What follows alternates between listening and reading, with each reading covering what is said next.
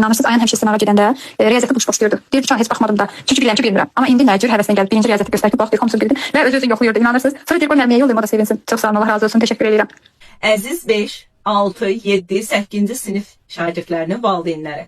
Siz də övladınız haqqında bu cür sevinclə razılıq bildirmək istəyirsiniz və necə edəcəyinizi bilmirsiniz. Elə isə mən Şəhla Əhmədova, ailənizin riyaziyyat müəllimi, bu mövzuda sizə kömək etmək üçün buradayam. Riyaziyyatı asan, yadda qalan, sadə formada öyrədirəm. İstər imtahan mövzuları, istərsə də təməl biliklərin möhkəmləndirilməsi.